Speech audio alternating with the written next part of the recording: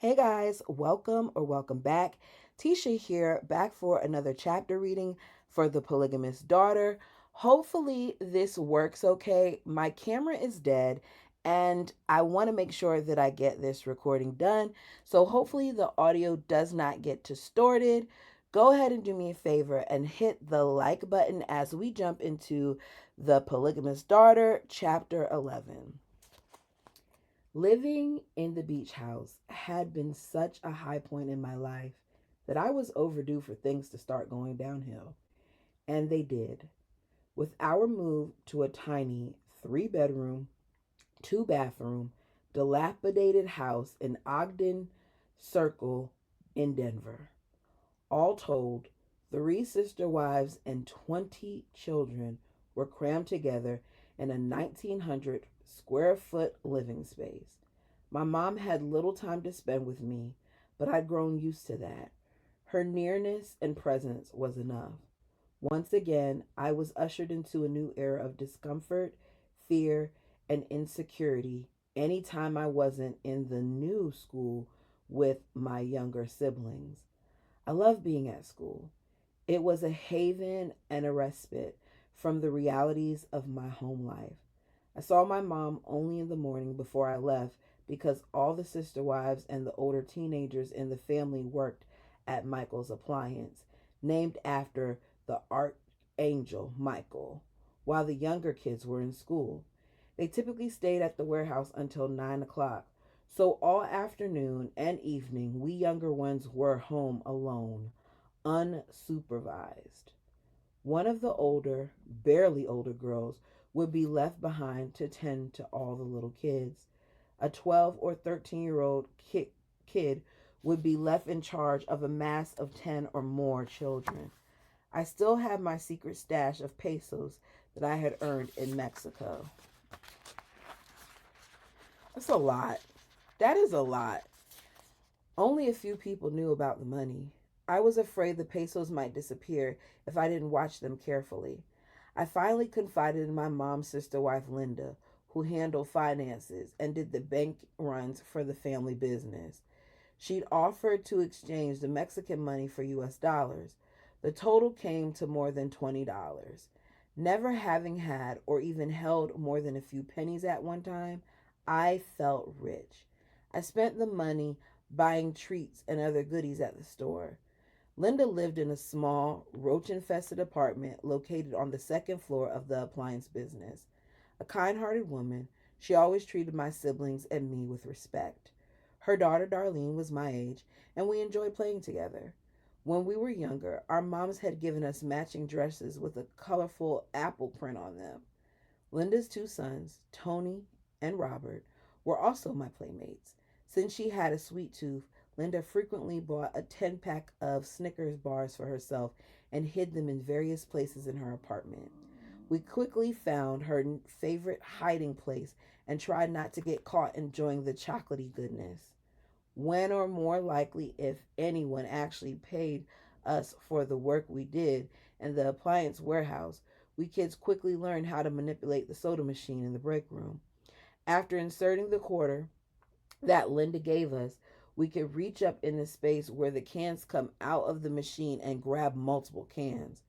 With a really deft hand, we could empty out the entire row of soda cans. We drank so much soda, we made ourselves sick. During the summer of 1979, authorities finally found my father in Mexico and arrested him for ordering the hit on Rulon Allred.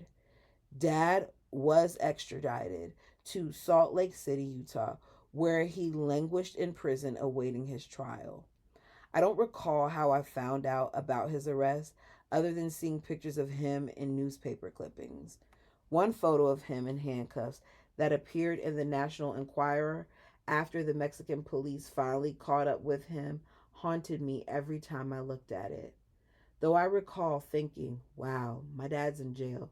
His arrest didn't affect our day to day lives, except I did notice that my mom and the other sister wives seemed more fearful for their own safety and were more protective of their children. Mom explained to us that dad was persecuted for doing God's will. And every night she made us kids kneel down together in a tight circle to pray for his release. So I guess they thought that God's will was for that man to unalive people just because they weren't following him. This is the part about cults that, often make me wonder, like, no, I'm gonna leave it alone. But neither our father being a prophet nor our prayers stopped authorities from trying, convicting, and sentencing him to a life sentence in a Utah prison for the death of Rulon Allred. Years later, I would learn much more about his evil actions and the many mob style hits he ordered for anyone who attempted to leave his church. The days dragged by, and one particularly boring afternoon, when we kids were home alone, someone suggested we watch The Exorcist on TV. I managed to make it through about half of the movie before fleeing, terrified, to a back bedroom. I knelt beside the bed, shaking uncontrollably as I sought relief from the torment of satanic scenes and begged God to keep the demons from possessing me. Moments later, I heard footsteps. Celia and Hiram have followed me and now stood there with ashen faces. Seeing the look of panic in my eyes, Celia rushed to my side. My poor Anna. She wrapped me in her arms and stroked my hair. We never should have watched that awful movie. I closed my eyes tight as she soothed me, but as soon as I did, horrific images from the movie flooded back into my brain. I bolted upright. Hiram stood there, hands in both pockets, with hair disheveled and panic in his eyes.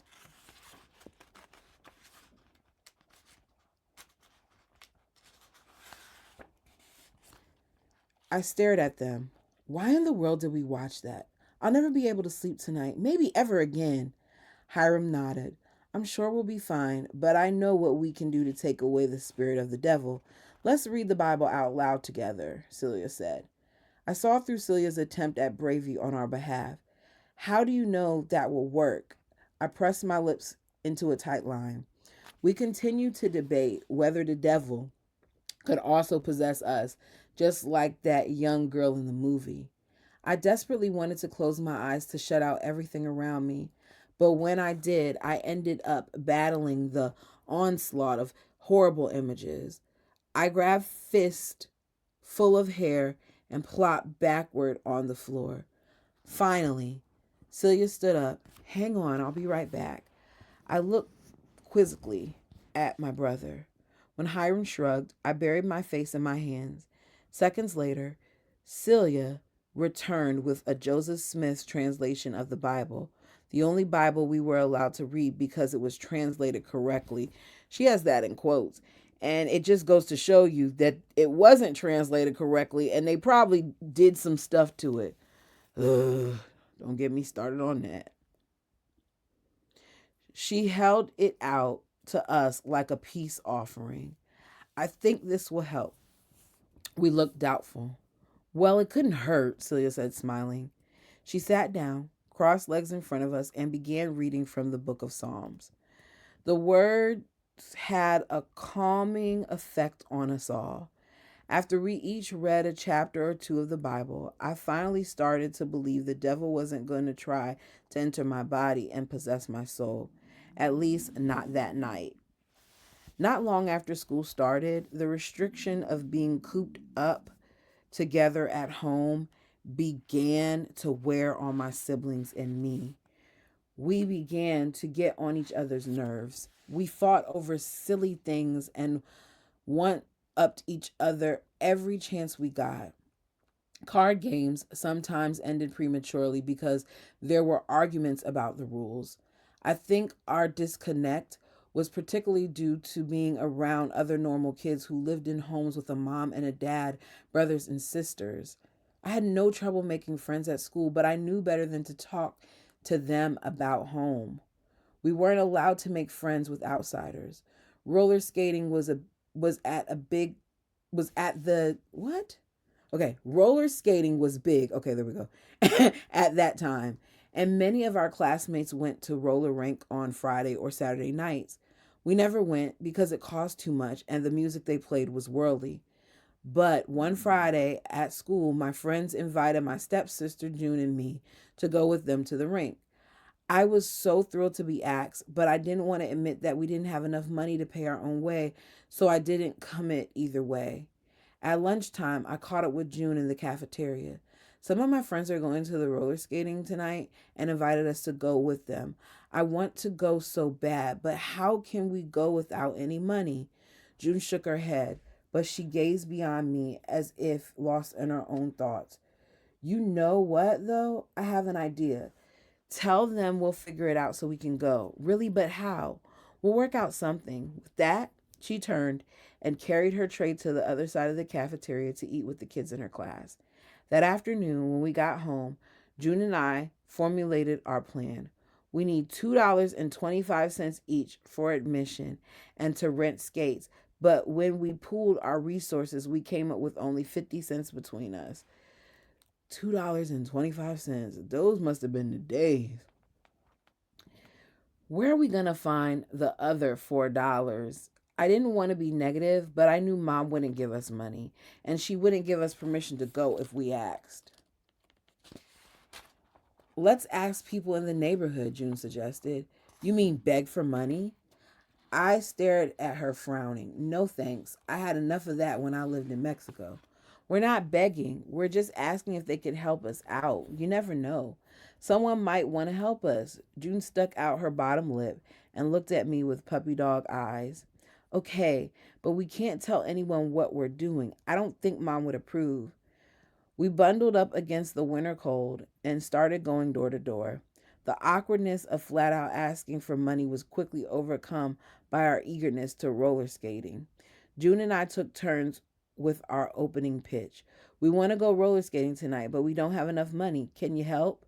Several neighbors in a row said no, but our boldness and persistence paid off, literally. When a neighbor across the street answered the door, disappeared for a moment, and came back with four $1 bills and three quarters. I was surprised at this stranger's generosity, and we thanked him profusely.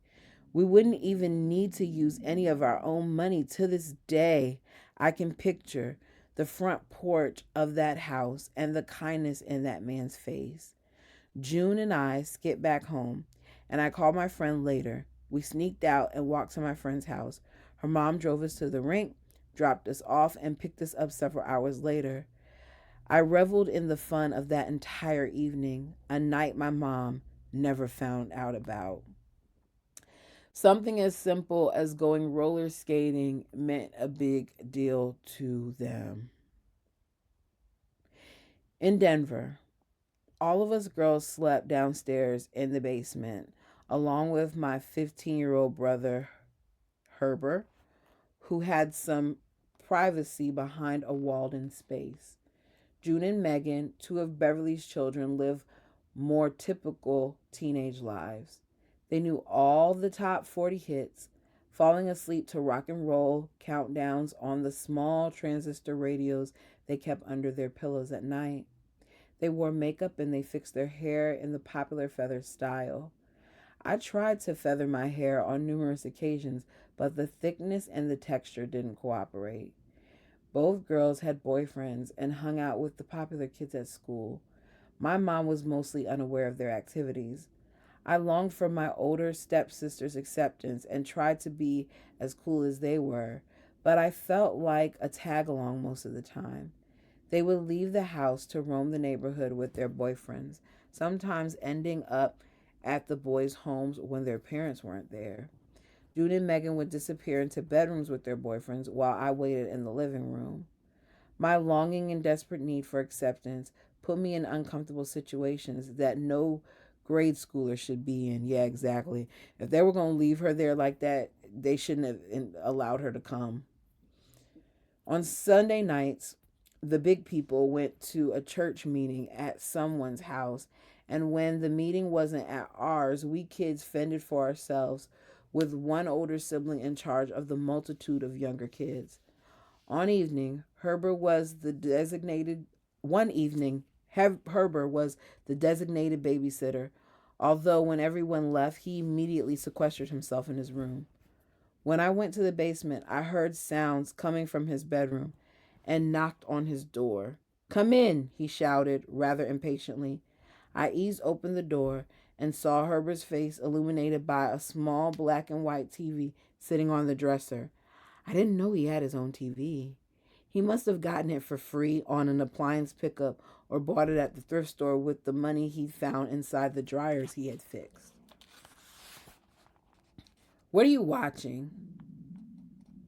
"Battlestar Galactica." The picture was fuzzy since the reception with the rabbit ears antenna wasn't the best.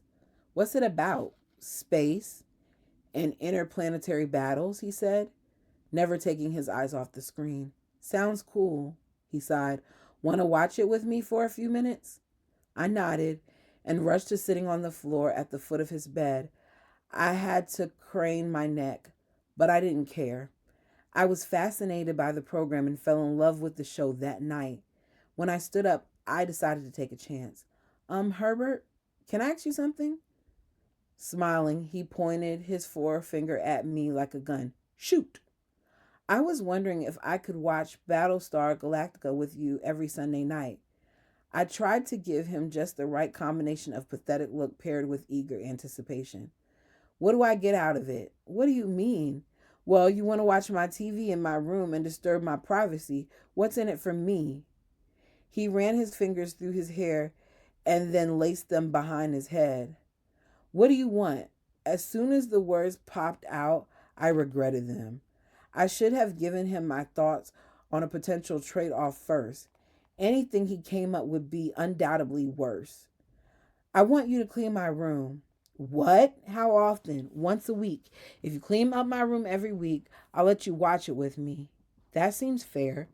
I noticed he didn't ask me if I thought his proposal sounded fair, but I didn't care. "You've got yourself a deal." I walked over to his bed and we shook on it. Mm. While we lived in Denver, Child Protective Services stopped by occasionally to ask mom questions. We knew that when CPS was there, all of us kids had to be on our best behavior and not say or do anything that would alert anyone that things weren't okay. Mom always made a point to call Beverly's kids to come out and say hello to the visitors. Sister wife Beverly hadn't been around in a long time. All we knew was that she was in prison, probably for the rest of her life. Mom and the other sister wives told us kids the same things they'd always said when family members were arrested. Beverly, like others before her, was being persecuted for her beliefs. In truth, she was in prison for killing one of my dad's followers who had been rumored to be going to the FBI with information on the cult. Still, all of my memories of her from earlier years were good. A creative and spontaneous person, Beverly sometimes taught our Sunday school lessons, and they weren't boring like everyone else's. She taught us about Joseph Smith's vision in the woods, where he was saved from an evil presence by what? By two persons hovering above him. This eventually led Joseph Smith to establishing himself as the founding prophet of the Latter-day Saints. When we memorized and recited one of the Ten Commandments for Beverly, we get a rare treat, a large, puffy marshmallow. At this point, we were too young to learn much about the principles of polygamy or blood atonement, both of which would later have a huge impact on my life. Beverly took us to Lake Dallas, now Lake Louisville, to swim. With so many of us to look after, though, she couldn't keep an eye on us all at once. I remember one time when several of my siblings and I swam under a dock and I nearly drowned. The water reached up to the bottom of the dock and I couldn't find my way out, despite frantically trying. Eventually, I found a way to safety. I felt horrible about Beverly being locked away, so I faithfully wrote letters about whatever was happening at home or school. Beverly always answered my letters with sweet, encouraging words and always included something creative, a drawing, or a poem she'd written or a joke she made up. I eagerly anticipated her letters because I wanted to see the special thing she had enclosed. I prayed often for her safety and her release, which finally happened decades later after she had served more than 30 years of her life sentence. Her parole instructions prevented and still prevent her from having contact with anyone from the cult except her own children. Why do those government people come by our house all the time? I asked Mom one evening while she was preparing dinner. By law, they have to check on Beverly's kids. Why do they have to do that? It's a long story, Anna, and I don't really want to get into it. You know how it is. Others always want to persecute us for being God's chosen people. The way that they just throw that out there like it's true irritates me. I nodded, even though I didn't understand how the world could be so mean to those of us who had been specially selected by God Himself. The house contained one gift available for anyone to use: a piano. I have no idea how it got there, whether the previous tenants left it or someone in the family bought it, but Beverly's son, Sean, played it all the time. Though I loved all the music he played, I especially enjoyed The Entertainer. One Saturday afternoon, I was bored, so I opened the piano bench and found a Michael Aaron piano course book for beginners. I read it, studied the illustrations on the pages, and began teaching myself the basics. Mom noticed my interest and decided to arrange for several kids to take piano lessons. She found a teacher who taught in his apartment nearby and agreed to give affordable group lessons. Mr. Peter Katz was an elec- was an eccentric, large man who had a floor-to-ceiling computer he called Cecil that took up most of his living room. In the space that was left, he placed several chairs for us to sit on and wait for our turn to play, across from the piano on the bench, with Mr. Katz's chair beside. Mr. Peter also distributed Amway products. As I waited for my lessons one afternoon, I leafed through his Amway. Was it Amway? Amway catalog and spotted a sleek camera. I read the description, which made it sound like the best camera ever made. Then I noticed the price in bold print just below, $12. When Mr. Peter finished Celia's lesson, I mustered the courage to ask him about what I saw in the catalog. Mr. Peter, I really like this camera. Yes, it's quite a nice item. Would you like to buy it? I, I, I don't have $12. That's okay. You can make payments on it. Just bring me your money every week, and I'll keep it safe until you save enough money to buy the camera. How does that sound? It sounded fine to me, so I told him so, but it might take a while. I don't make very much money. As long as it takes, he said with a smile. I began giving Mr. Peter any money I earned, cleaning appliances, if and when we actually got paid, which was intermittent at best. Mr. Peter made a notation in a little book he kept by his stack of products. It did take me a while, but eventually I paid Mr. Peter the final installment, and he proudly gave me the camera at my piano lesson. My birthday came soon after I got the camera, and my sister Kathleen gave me a photo album. Any money I earned or received as a gift went towards buying film and developing photos. It cost about $3 for a roll of film, plus extra for flash bulbs. That snapped on top of the camera. Even though I had to spend about $3.50 to develop a roll of film, I didn't care about the cost. Nothing would stop me from taking pictures. I love that camera, and I love taking pictures of people and putting them into my birthday photo album. I never threw away a single picture, even the blurry or grainy ones, because each photo was an investment. Between watching TV with Herbert and learning to play the piano and taking pictures with my very own camera, I felt like a normal kid for the first time in my entire life. Wow. At this point, she's probably what, 11? And this is her first time feeling like a kid. Wow. Like a normal kid. Chapter 12. The new school year meant changes once again. At the end of the summer, the 20 of us who had occupied the Ogden Circle house moved into a new, slightly larger house on Elmer Drive, just a few blocks away from our previous address. Because of the year-long gap in my education when I was living in Mexico and the sporadic school attendance in the States, I started at Stookie Elementary School as a third grader, even though I was about a year older than everyone else in my class. I didn't mind that when I met Ms. Kilstern. Miss Kilstern was tall and slender. She walked gracefully with smooth and careful steps, and her voice was soft and gentle.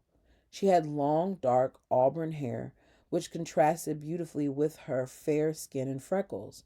I adored my teacher and obsessed over everything about her: how she dressed, how she styled her hair, and even how she smelled.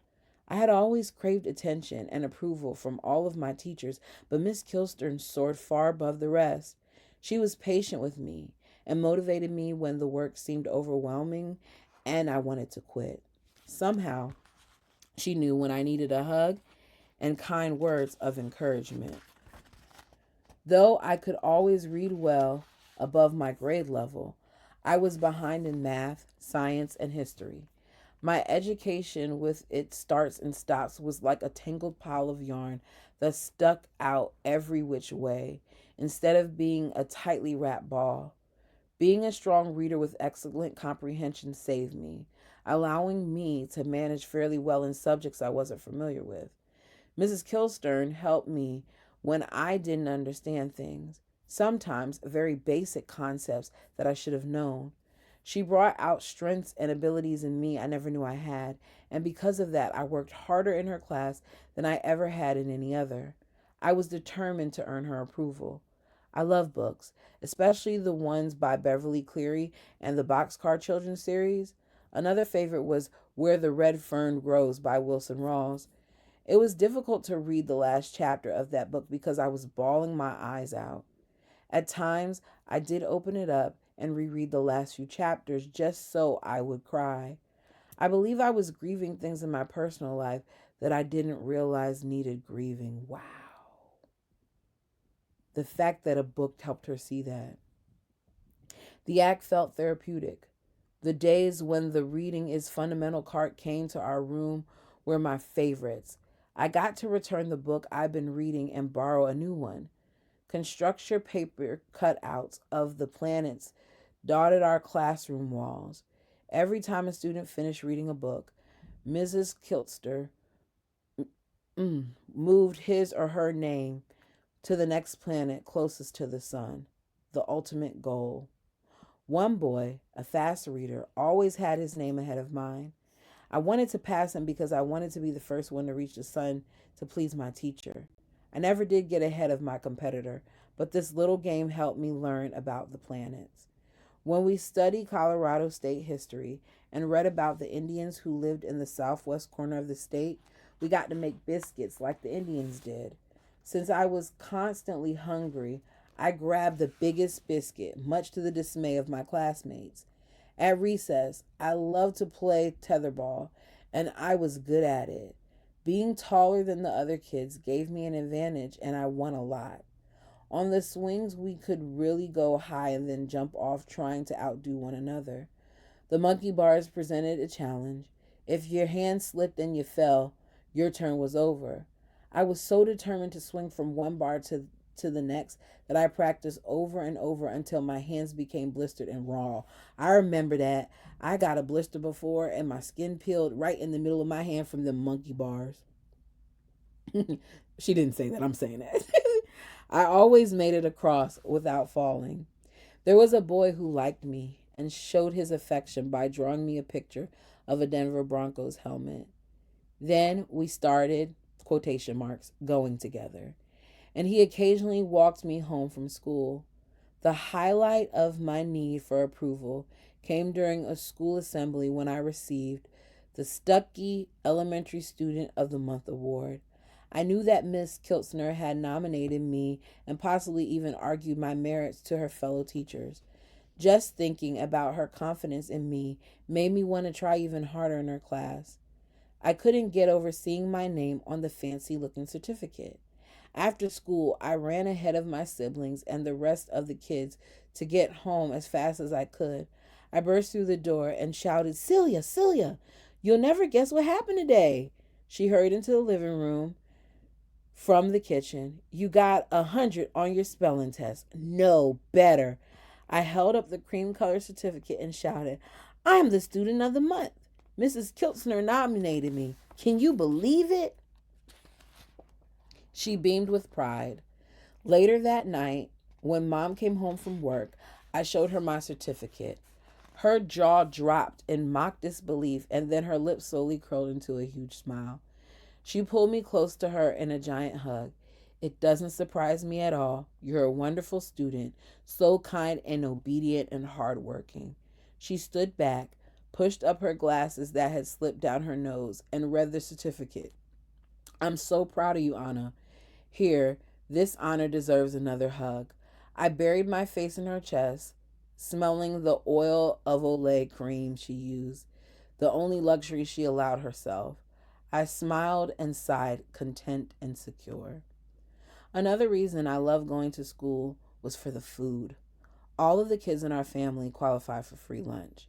While other students may have turned up their noses at the cafeteria food, it seemed like a gourmet meal to me, much better than I'd ever gotten at home. I especially loved the pint cartons of whole milk. At home, we had only powdered milk, which Mom would overly dilute to make it go further. The whole milk I got at school was rich and creamy, so I thought I could replicate it at home with powdered milk by adding less water. But instead of being rich and creamy, my concoction was thick and lumpy and it made me gag. One lunchtime, I had finished my milk, and when a girl I was sitting with was about to throw her unopened carton away, I asked her if we could swap cartons. I couldn't bear the thought of that perfectly good milk going to waste. The cafeteria monitor saw me trading food with another student, which was against the rules, and sent me to the table with the troublemakers. I was horrified and humiliated by having to eat there. That was the one and only time I got in trouble at school. At one point during the year, the cafeteria kitchen was being remodeled, so Mrs. Klinkster sent me home with a note to my mom saying I needed to bring lunch to school for a few weeks. It was extremely embarrassing to take two cooked mashed pinto bean sandwiches or two peanut butter and jelly sandwiches wrapped in an old bread bag or reused tinfoil to school instead of the normal sack lunch that other students brought. And sadly, there was no milk to wash the sandwiches down. That school year passed far too quickly. On the last day of school, most of my classmates couldn't wait for the bell to ring at 3 o'clock to signal their freedom for the summer. I had been dreading this day because it would usher in another depressing 3 months of labor at the appliance store. School had become my safe haven. So when everyone ran out the door, with Mrs. Klinkster making sure no one got run over, I lingered in the classroom, picking up candy wrappers and other bits of trash. Mrs. Klinkster returned, surprised to find me still there. Anna, it's officially summertime. Why don't you join your friends outside and celebrate? My stomach churned and my mouth went instantly dry. I longed to pour out my heart to my favorite teacher, to share my burdens with her. How could I explain that I didn't want to say goodbye to her, to the school building, to the yummy cafeteria food and the playground equipment? I wish I could stay there year round in this safe place where I could learn so many things. This breaks my heart because this is the reality for a lot of children. There are a lot of children who come from low income families that dread when school is over because that's the one time where they're actually given, multiple meals and they're satisfied and they're not, in a state of famine. So for her, it's not even the fact that she has to work, it's that she's going to miss out on these other things as well. But I kept my mouth shut and I simply approached her desk and shyly hugged her. I'll miss you. You're the best teacher I ever had. Mrs. Kleinster hugged me. Mrs. Kiltster hugged me tighter, then squatted down in front of me so she could look into my eyes. I enjoyed having you in my class, Anna. I enjoyed school growing up too. I wanted to be at school more than any place else because I felt loved and challenged. Is that the way you feel? I didn't trust my voice not to crack, so I merely nodded. Listen, you are a wonderful girl, but it's time for you to go enjoy your summer. I'll see you next fall, okay? What if I'm not here next fall? What if we move yet again? Chapter 13. Summer meant working all day, 6 days a week, at the appliance store warehouse instead of just on Saturday. The sister wives and the kids, old enough to work, woke up early each morning. It took a long time for a dozen or more people to get dressed and eat a tasty, quotes, breakfast. Hot mush with watered down powdered milk and toast broiled in the oven and slathered with margarine. Before we left the house, we formed an assembly line to prepare our lunches for the day. The women would set loaves of bread on the table, bread that had been bought at the bakery thrift store, so far beyond the expiration date that it was intended as animal feed. Anyone who spotted any mold on the bread just pinched that part off. The kids then the then we kids coated a side of one piece of bread with a thin layer of mayonnaise and another piece with a generous dollop of refried beans. Ugh. We alternated between that combination and peanut butter and jelly sandwiches. One of the older children stacked the sandwiches back inside the bread bags to take to the warehouse. When everyone was ready, we would scramble into several vehicles, with most of us kids riding in open truck beds. It took about a half an hour to drive to the store, so we would leave the house by 8 o'clock to get there and be ready to open the store at 9. We worked until 9 at night, with few breaks throughout the day for a sandwich or to play. If we were caught playing when we should have been working, the adults yelled at us for wasting time. About the same time we moved to Elmer Drive, I underwent another transition. One day, while I was working in the store, Mom called me into the break room where she and Ramona, who now lived in Denver too, were having a cup of coffee. Both of them had enormous grins on their faces. What's going on? I didn't think I was in trouble. Did something good happen to someone in the family for a change? Anna, come sit by me. Mom patted the seat of a faded blue plastic chair. I have something to tell you. Mom glanced at Ramona and looked back at me. On Monday, you start helping with the younger children. Oh no. I don't know if this is a good thing, you guys. Let's see.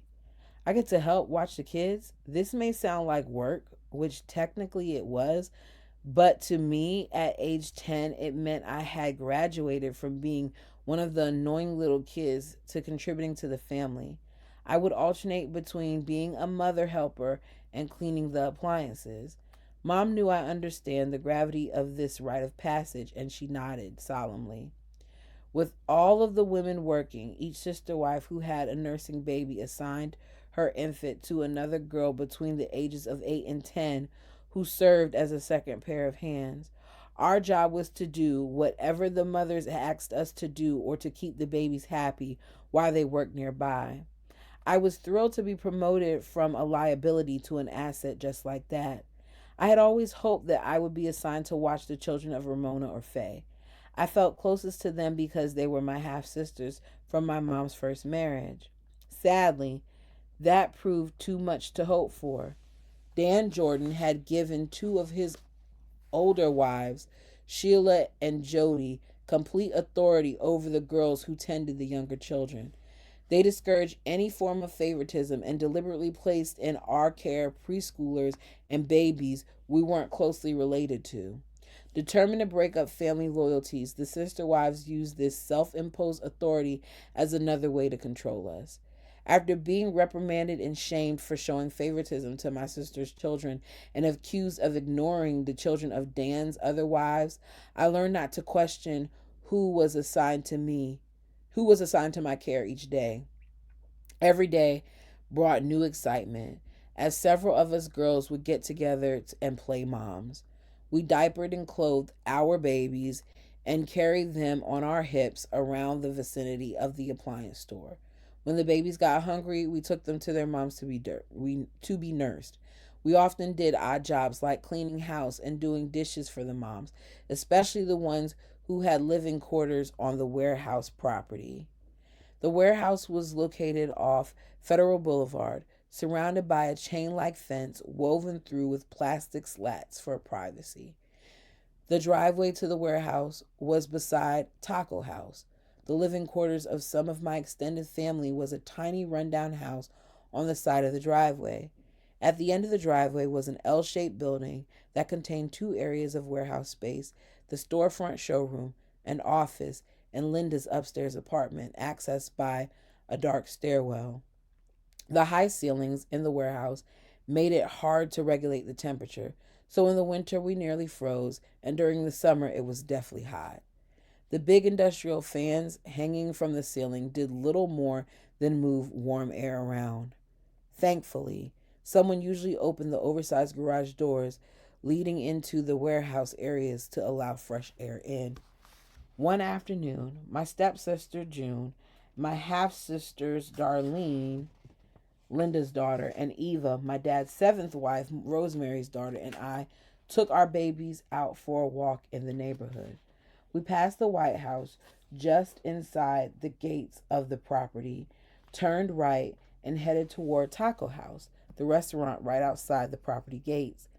The owner just happened to be changing his menu on the sign out front when we passed. My, you girls have quite a parade going on, don't you? He said with his arms folded over his ample belly. No, we're just taking the babies for a walk, Darlene said. Is that so? Very nice. He smiled and nodded at each of us.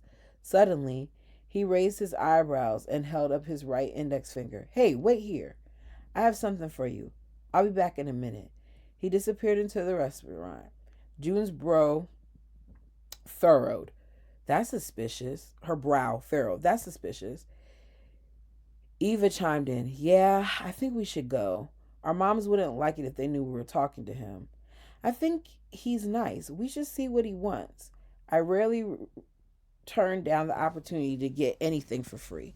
It would be rude to leave now, Darlene. The voice of reason finalized our decision, and we waited. Moments later, the restaurant owner emerged, holding four colorful lollipops in his left hand. Here you go. Something sweet for some sweet girls. He handed each of us a different flavor. We thanked him, pulled off the wrappers, and began licking our tasty treats. I made mine last the entire walk. When we returned to the warehouse, our tongues were bright blue, red, green, and orange. When I was not assigned to a mom and her baby, I was working in the warehouse cleaning used appliances. We never got to pick which appliances we scoured. Instead, each morning we lined up to attack row after row of never ending filthy old appliances. Washers and dryers were always our first choice since they required less work to get them in sellable condition. But once we were done with these machines, we had to move on to other appliances. I detested working on stoves the most, probably attracted by food remnants. There were often dead mice or rats or layers of their droppings inside, as well as dead or more often live roaches scurrying out of reach, and years worth of charred encrusted food and grease that had to be removed. That is so gross. Y'all clean your stoves. I know y'all don't have, stuff running out. I'm just saying, like, ugh, the thought of that. We use razor blades and easy off to scrape the gunk off of everything. The girls cleaned while the boys and some of the women made repairs. Next to the cleaning area was the washer and dryer repair department. Then there was a big sliding metal door that separated the warehouse from the showroom. The showroom floor was old, discolored tile that had to be mopped and waxed regularly. In the middle of the showroom, there were rows of stoves, dishwashers, single washers and dryers, and matching sets of washers and dryers. Freezers and refrigerators lined the perimeter of the room near wall outlets, since customers often requested that someone plug in the appliance to show that it worked. I, were people buying appliances like this, used appliances like this, where they have like to do this every day? They're cleaning a whole bunch of stuff. I'm confused. The bathroom on the showroom floor had to be kept clean for customers, so sometimes we were assigned the task of cleaning it too. Whenever we kids were given permission to take a break, all of us headed for the yard behind the warehouse, where hundreds of discarded refrigerators and freezers were kept for parts. The appliances closest to the warehouse were lined up in neat rows, but those further out on the property were scattered willy nilly. This huge area was our playground, where we enjoyed games of hide and seek, climbed on top of and inside scrap appliances, and created forts and hideouts. Although I didn't like them at first, I quickly grew used to the fury mold and the gross smells from the array of machines. This is why I always dreaded the end of the school year. I would gladly have opted for listening to the world's most boring teacher, or taking tests, or doing countless sit ups in gym class, rather than slaving from morning to night at the warehouse. After work, we would drive home and eat meager dinner before heading to bed, only to repeat the same grueling schedule the next day. One night, I stayed later than usual with my mom so she could finish some paperwork. On the way home, Mom made a surprise stop at Wendy's and brought 2 hamburgers with an order of French fries and a chocolate frosty to split between us. I was so happy sitting in the car with Mom, enjoying this rare treat with her. And that is where I'm going to end this chapter reading. Let me know your thoughts down below. Until next time, peace.